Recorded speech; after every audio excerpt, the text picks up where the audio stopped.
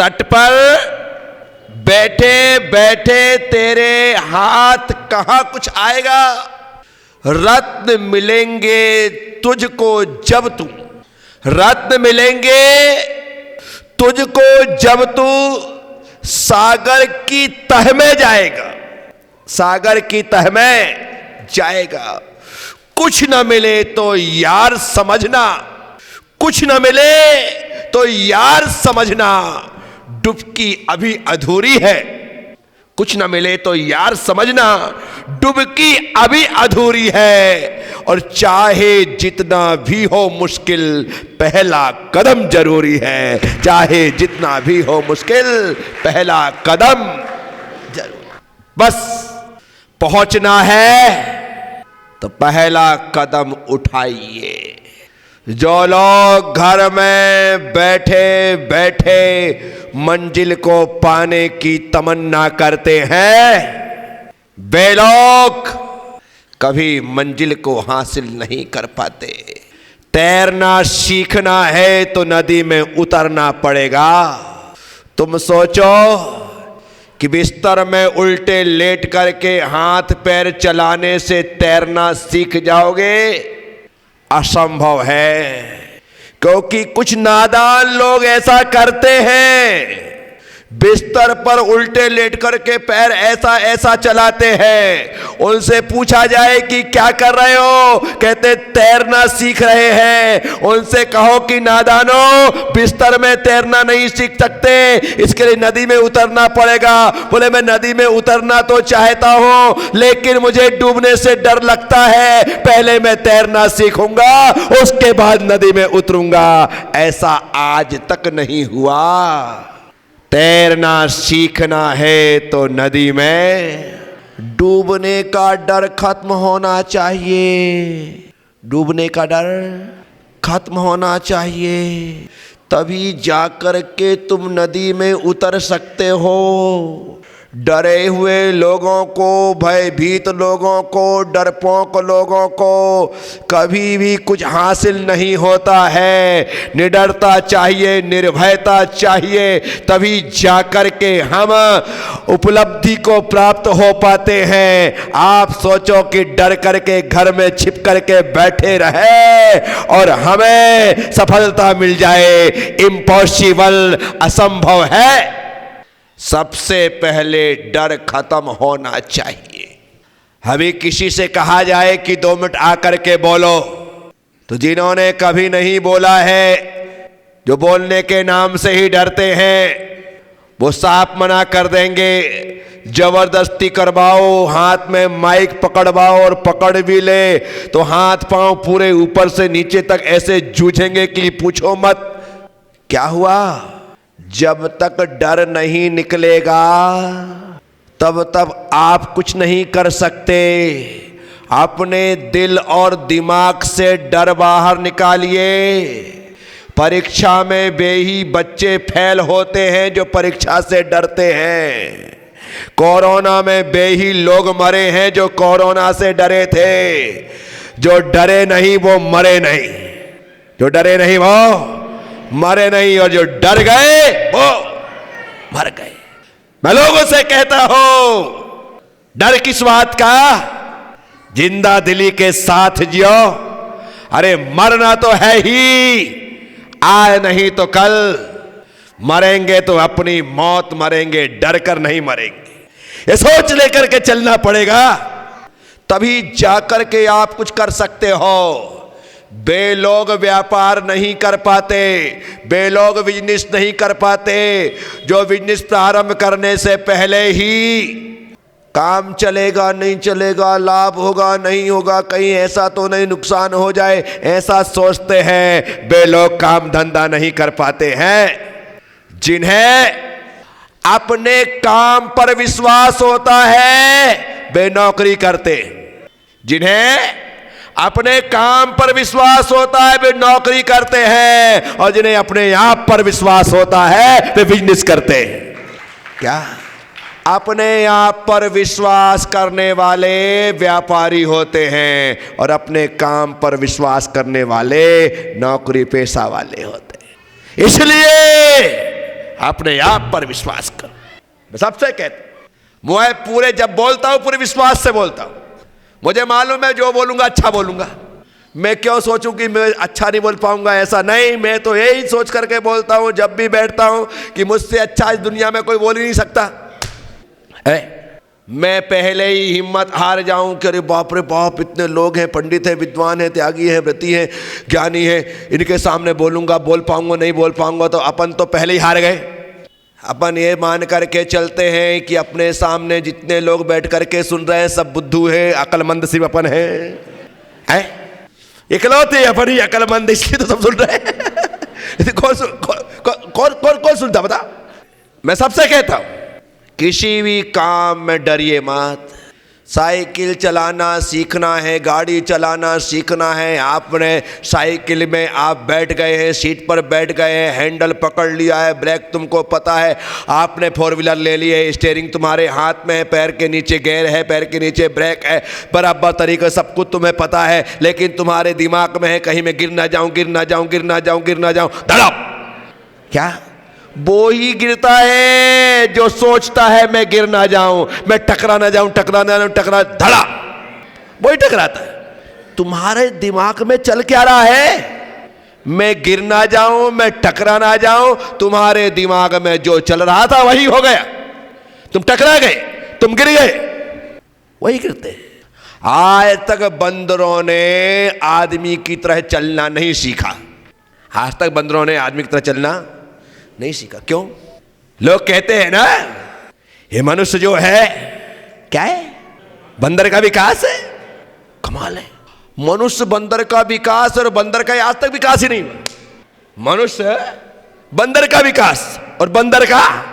मैंने सोचा कि आखिर ये बात क्या है। हम बराबर तरीके से स्कूल में पढ़ लिख करके आए कि मनुष्य बंदर का विकास है, और हमने एक्सेप्ट भी कर लिया कि अपन पहले बंदर थे, हमारे पूर्वज बंदर थे, ऐसे उछल कूद मचाते थे, और हम लोग बराबर तरीके से विकसित होकर के मनुष्य हो गए। मैंने कहा नहीं यार, बानर का नर तो नहीं, बानर का नर नहीं है, बात तो कहीं कुछ अलग है।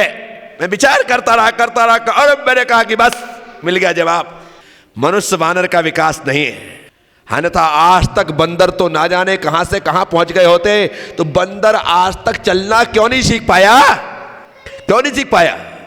क्योंकि जैसे ही वो दो पैर में खड़ा होता है, आपने देखा नहीं देखा बंदर को दो पैर में खड़ा होता है? आपने मदारी जब डमरू बजाता दो पैर खड़ा हो जाता, थोड़ा चल भी लेता है, देखा है? दो पैर में खड़ा होता है, लेकिन उसके दिमाग में होता है कि मैं दो पैर से चलूंगा तो गिरूंगा। क्या दिमाग में?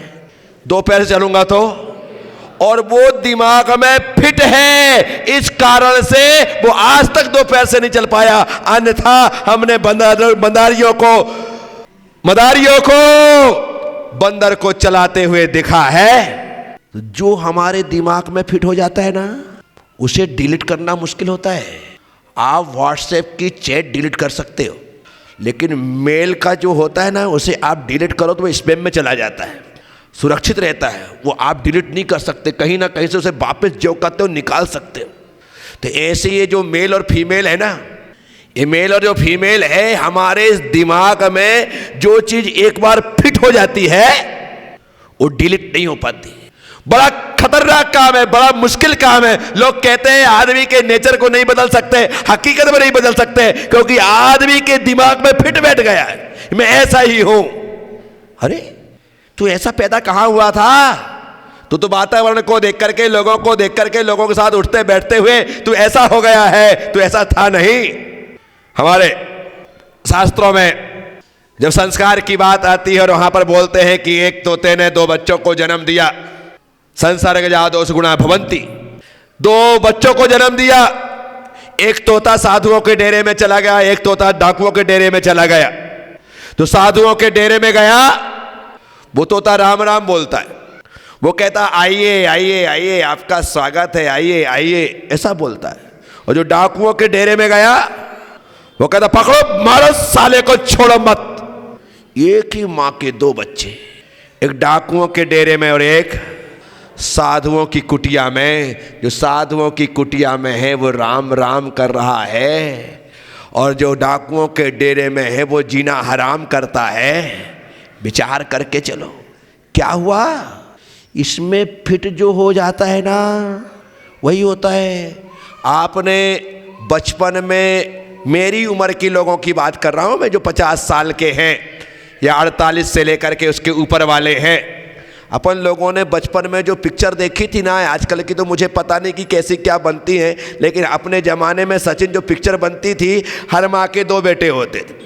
हर माँ के 2 बेटे होते थे और एक बेटा बचपन से भाग जाता था, वो डाकू बन जाता था, और एक बेटा पुलिस बन जाता था। हमारे ज़माने की पिक्चर की बात है पवन, सही बात है कि नहीं। वो एक डाकू बनता था, एक पुलिस बनता था, और वो पुलिस है वो लगातार पूरे 3 घंटे वो चोर डाकू को पकड़ता था, ढूंढ रहा है आगे पीछे, अभी पता नहीं कि वो मेरा भाई है। और वो जो डाकू बन गया है वो भी यहाँ वहाँ बच बच करके भागता था कहीं काली पहाड़ी के पीछे। लास्ट में वहीं पर फोन करके बुलाते थे, काली पहाड़ी के पीछे आ जा। और वो काली पहाड़ी के पीछे वहां पर पहुंचते थे और एकदम से वहां पर एक दूसरे को देखते थे, अरे तो मेरा भाई है। एक पुलिस एक डाकू, बस वहीं पर बातचीत होती थी, खेल खत्म, पिक्चर समाप्त हो जाती थी। हैं साथियों, मैं आप सबसे कहता हूं, जैसा हमारे दिल दिमाग में फिट हो जाता है हम पूरी लाइफ वैसे ही जीते।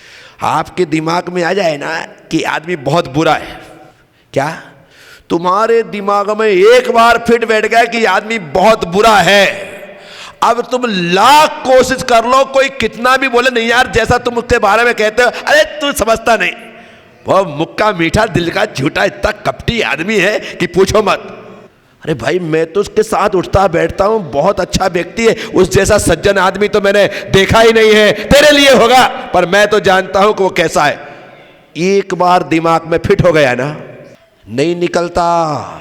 क्या आश्चर्य तो आपको तब होगा जब जिस अंजन चोर ने अपने कुकर्म को छोड़ करके कर्म काट करके सिद्धत्व को प्राप्त कर लिया, तो भी हम आज भी अंजन चोर बोलते हैं। हमारे दिमाग में फिट बैठ गया।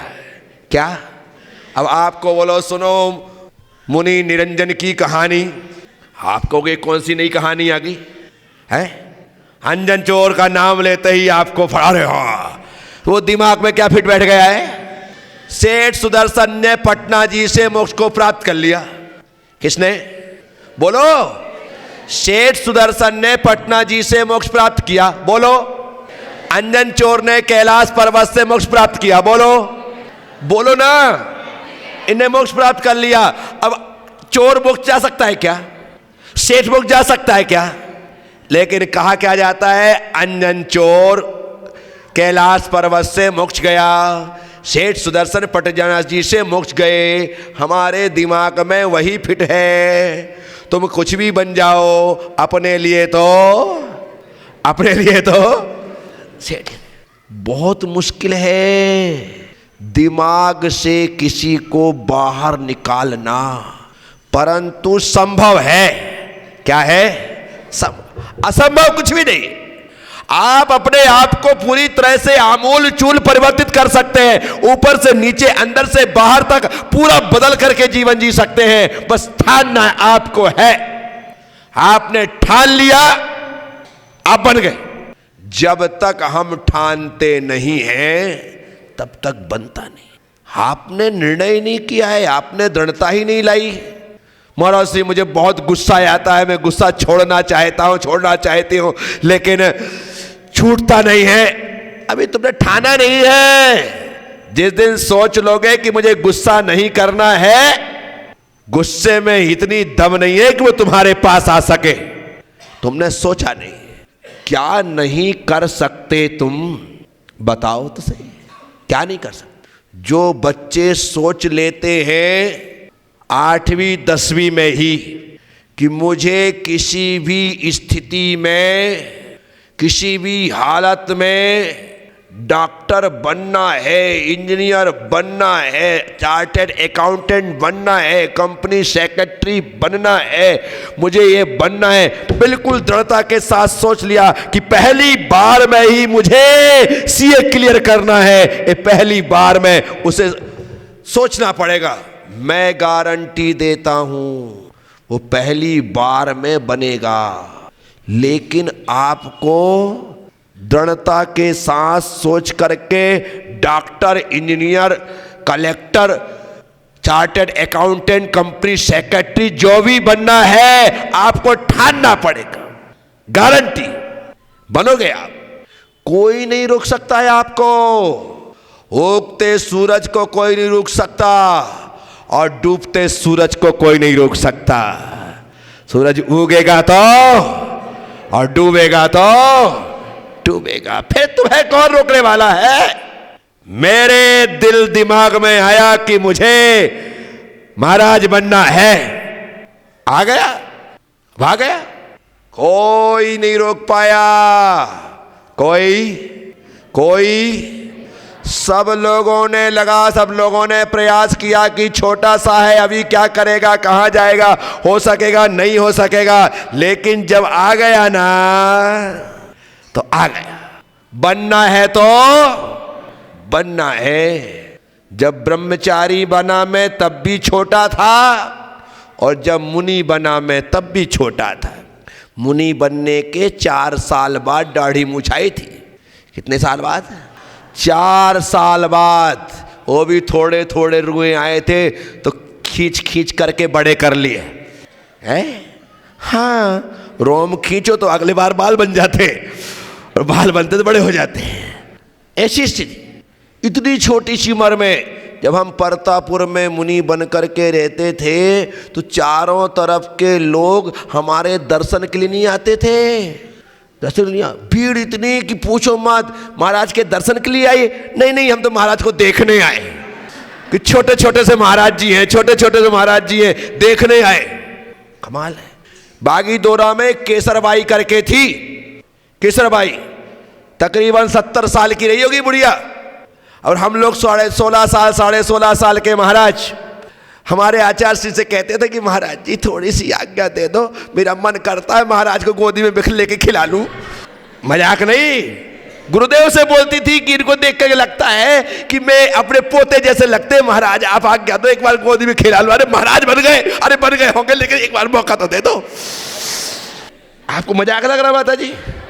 अब आप कहो तो अभी आह्वान करो केसरबाई की आत्मा को।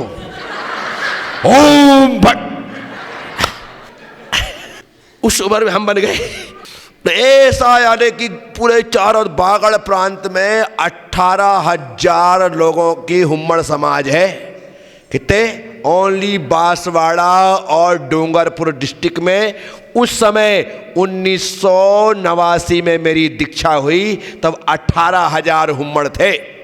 अब तो मेरी ख्याल से इन 35 सालों में, 34 सालों में 18 के 36 तो हो ही गए होंगे, 36 नहीं तो 30 में तो कंफर्म करो, इतने तो हो ही गए होंगे। सारे लोग चारों तरफ से सिर्फ देखने आते थे। हमने सोचा ना और बने, क्योंकि मेरे पिताजी जब मेरी दीक्षा के पहले परतापुर आए थे, मेरे पिताजी मेरी दीक्षा के पहले अर्थात चतुर्मास में 88 में चतुर्मास था, वहां पर आए थे। 8 दिन वो वहां पे रहे। अंदर नौरे में ही कमरे थे, वहां पर वो रहे। हम ब्रह्मचारी थे, वहीं नहाने के नौरे जाते थे। वो मुझे देखते थे, मैं उन्हें देखता था। वो मुझे देखते थे, मैं उन्हें देखता था। मैं उन्हें देखता था, वो मुझे देखते थे। 8 दिन बाप बेटे ऐसे ही देखते रहे। लोगों ने एक शब्द भी नहीं बोला, एक शब्द भी नहीं बोला। 8 दिन वो सोचते थे मैं क्या बोलूं, मैं सोचता था मैं क्या बोलूं, क्या बोले पापा से, पिताजी से। 8 दिन जाने का वक्त आया तो पास में बुलाया, बोले गुड्डा इधर आओ। पास बुलाया, आज मैं जा रहा हूं। बड़े भारी मन से कहा आज मैं जा। मैंने कहा ठीक है। बोले बेटा एक बार तुझे बेटा बोलने का मन कर रहा है। क्या बोलते? एक बार तुझे बेटा बोलने का मन कर रहा है। आने वाले समय में तू मुनि बन जाएगा। दुनिया मुझे तेरा पिता तो कहेगी, लेकिन मैं तुझे अपने मुंह से बेटा नहीं कह पाऊंगा, इसलिए एक बार मुझे अपने मुंह से बेटा। उन्होंने माथे पे हाथ फेरा, गले से लगाया और बेटा बोल करके एक ही आशीर्वाद दिया कि बेटा जिस रास्ते पर चल रहा है उस पर आगे बढ़ते जाना, कभी लौट करके मत आना, बस यही मेरी भावना है। इतना बोल कमाल है। एक बार बेटा बोलने के लिए आए थे इतने दूर से, इतना से बेटा बोलना है। क्योंकि मुझे पता है कि कल तू महाराज बन जाएगा तो मैं तुझे बेटा, सब कहेंगे कि वीरचंद जी तुम्हारा बेटा तो मुनि हो गया, लेकिन मैं कैसे कहूँगा कि हाँ वो मेरा बेटा है, वो तो अब समाज की धरोहर है, समाज के लिए है, मुनि पद पर है, मैं बेटा कह नहीं पाऊंगा। साथियों, मैं आप सबसे कहता हूँ ये सब कुछ संभव है, एक बार ठान लो ना, तो मैं कहता हूँ सब कुछ हो सकता है। हम लोग सोचते हैं कि नहीं हो सकता है, मैं कहता हूँ ऐसा कोई काम नहीं है जो नहीं हो सकता है। हमारे पास वो क्षमता है, वो योग्यता है, वो कैपेसिटी है कि हम जो चाहें वो बन सकते हैं। जब एक व्यक्ति हमारी तरह जन्म लेकर के 30 साल की उम्र में दीक्षा लेता है, 42 साल की उम्र में केवल ज्ञान प्राप्त करता है और 30 साल तक अहिंसा परमो धर्म का जियो जीने दो का उपदेश देता है और 72 साल की उम्र में सिद्ध अवस्था प्राप्त कर सकता है, तो हम क्यों नहीं कर सकते हैं? वो भी तो इसी आर्यावर्त में, इसी भरत क्षेत्र में, इसी आर्यखंड में, इसी भारतवर्ष में, इसी कुंड ग्राम में पैदा हुआ। जब वो हो सकता है तो हम क्यों नहीं हो सकते? हमारे भीतर वो शक्ति है, सामर्थ्य है। चलो, भगवान महावीर स्वामी बहुत पुराने समय के हो गए, मान लेते हैं चौथे काल की बात है, अपन पंचम काल में आ जाए। आचार्य भद्रबाहु तो पंचम काल में हुए, पंचम काल में हुए। उनके गुरु गोवर्धन स्वामी ने उनकी योग्यता देखी, क्षमता देखी और अंतिम सुत केवली बना दिया। चलो, वो भी 2000 साल हो गए। अपन शांति सागर जी महाराज के पास आ जाते हैं। शांति सागर जी महाराज ने अपने जीवन में जो कार्य किए हैं हम सोच भी नहीं सकते हैं, अकल्पनीय है कि उन्होंने 35 साल की साधना काल में 25 साल 7 महीने उपवास में व्यतीत किए। क्या 35 साल साधु रहे और 25 साल 7 महीने उपवास किए। 9,938 उपवासों की उनकी संख्या है। साथियों, विचार करने जैसा है। अब आप कहो कि वो भी बहुत पुरानी बात हो गई, चलो वर्तमान में ही आ जाते हैं। किसे देखना है? चलो, आचार्य श्री विद्यासागर जी महाराज को देख लेते। एक बच्चा कर्नाटक से चल करके उत्तर भारत में आता है, ज्ञान सागर जी महाराज से ज्ञान प्राप्ति की अभिप्सा रखता है। रखने के पश्चात कहता है, गुरुदेव मुझे शिक्षा दे। नाम क्या है? विद्याधर। नहीं मिलेगी शिक्षा, नाम से शिक्षा नहीं मिलेगी। तू तो विद्याधर है, आज पढ़ेगा कल फुर्र हो जाएगा, उड़ जाएगा। गुरुदेव, आज ही संकल्प करता हूं कि मैं वाहन का आजीवन त्याग करता हूं। ठान लिया ना, ज्ञान चाहिए। जैसे ही वाहन का त्याग किया, ज्ञान सागर जी ने ज्ञान उड़ेल दिया। ले विद्याधर, सब तेरे लिए है। और इतना ज्ञान दिया, पूछो मत। ज्ञान नहीं दिया, ज्ञान लेने वाले ने लिया भी। कजोड़ी मल उनके संगपति थे। विद्यासागर जी अर्थात विद्याधर पढ़ाई करते हैं। ज्ञान सागर जी कहते हैं कि देखना कि पढ़ता भी है, सोता रहता है, ध्यान रखना थोड़ा इस पर। जी गुरुदेव। कजोड़ी मल साहब बराबर तरीके से ध्यान रख रहे हैं, दिन में तो लगातार पढ़ते ही है। एक दिन 12 बजे जाकर के देखा कि देखो कि सो रहा है कि पढ़ रहा है, देखा कि पढ़ रहे हैं, बात खत्म। एक दिन लगा कि उस दिन 12 बजे गए थे, आज थोड़ा 1-8 बजे जा करके देखते हैं कि पढ़ता कि नहीं पढ़ता है। एक दिन 1 बजे देखा कि पढ़ रहा है, लगा कि यार 1 बजे ही पढ़ रहा है, चलो कोई बात नहीं। कहा कि अब 1-8 दिन बाद में देखेंगे। बोले आज 2-2:30 बजे चल के देखते हैं कि क्या करता है। 2-2:30 बजे देखा तो पढ़ रहा है। उनका दिमाग काम नहीं करे कि मैंने इस बच्चे को जब भी देखा पढ़ते ही हुए देखा, कभी सोते हुए नहीं देखा। यही वजह थी कि ज्ञान सागर ने विद्याधर को विद्या का महासागर बना दिया, ऊंचाई पर पहुंचा दिया। ये तो वर्तमान है। मत मानो महावीर भगवान की बात, मत मानो गौतम स्वामी की बात, मत मानो भद्रबाहु की बात, मत मानो शांति सागर की बात। अब तो बोलो है अरे दूर कहां जा रहे हो इतने दूर ठंड में? रायपुर, यही मुझे देख लो ना है। अब इतने दूर जाने की जरूरत क्या भाई? मैं साक्षात तुम्हारे पास बैठा हूं। छोटी सी उम्र में घर छोटा, छोटी सी उम्र में दीक्षा ली, छोटी सी उम्र में पढ़ लिख करके तैयार हुआ, सब कुछ हुआ। मेरे गुरुदेव ने विवेक कुमार को प्रज्ञा सागर बना दिया। अब मैं हूं कि नहीं प्रज्ञा सागर के बुद्धू लगता हूं है? ये सब कुछ ठान लो तो होता है, ठान लो तो तुम्हारे ऊपर है तुम क्या बनना चाहते। और यदि तुमने सोचा ही नहीं है मुझे कुछ बनना है, मैं तो जहां हूं वहीं ठीक हूं, तो रे तेरे जैसे एक दो नहीं हजारों लाखों करोड़ों लोग हैं। हम तो जैसे है बढ़िया है, जहां है बढ़िया है, वही ठीक ठाक है। तो रहो, जिंदगी सबकी कट रही, तुम्हारी भी कट जाएगी। जिंदगी सबकी गुजर रही, तुम्हारी भी गुजर जाएगी। सब लोग जी करके मर रहे हैं, तुम भी एक दिन। राम नाम, खेल खत्म। साथियों, तत्पर बैठे बैठे तेरे हाथ कहां कुछ आएगा। आप सोचो कि ऐसे बैठे बैठे मिल जाए, नहीं मिल सकता। तत्पर बैठे बैठे तेरे हाथ कहां कुछ आएगा। रत्न मिलेंगे तुझको जब तू सागर की तह में जाएगा। जब तक हम सागर की तह में नहीं जाएंगे तब तक हमारे हाथों में रत्न नहीं आएंगे। जब रेस लगती है ना तो दौड़ने वालों को दौड़ना नहीं पड़ता, जान लगानी पड़ती है। क्या लगानी पड़ती है? जान लगानी पड़ती है, तब जा कर के उन्हें गोल्ड मेडल मिलता है। क्या कई लोगों को पीछे छोड़ा, जो पीछे छूटे वे भी जान लगा रहे थे, लेकिन उनकी जान लगाने में और गोल्ड मेडल पाने वाले की जान लगाने में अंतर है। इसीलिए तो उसे गोल्ड मेडल मिला है। पूरा 100% देना पड़ता है तब मिलता है। हम सोचें कि थोड़ा बहुत कुछ कर लें और उससे हमें सब कुछ मिल जाए। महाराज श्री हम इतनी जाप करते हैं, पाठ करते हैं, पूजा करते हैं, फल नहीं मिल पाता। अभी भी घर में वही अशांति है, वही कमी है। महाराज ये कुछ बताओ ना, क्या करते हो बताना। तुम कितना करते हो?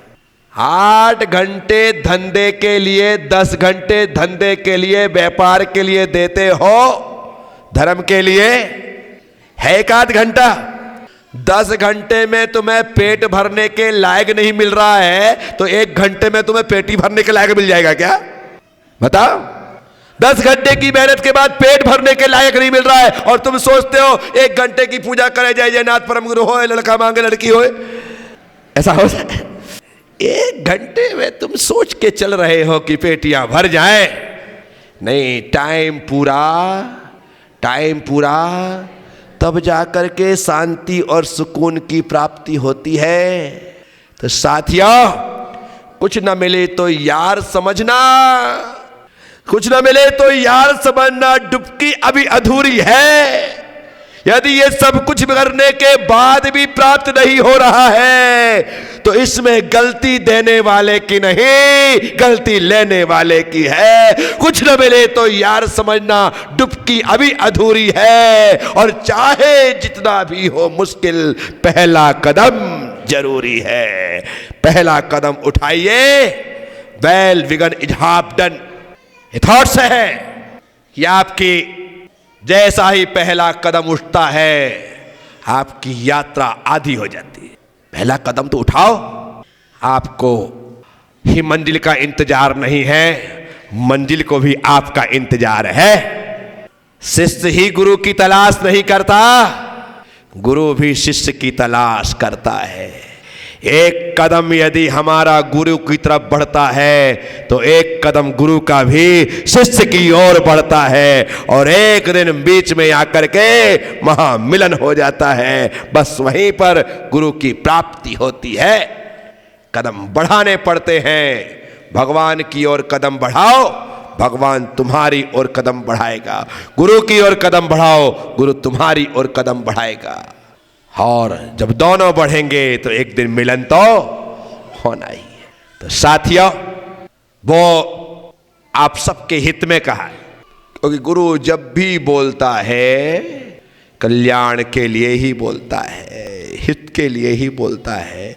तुम कल्याण ना करो, हित ना करो, बात की बात, लेकिन बोला तो उसी के लिए जाता है।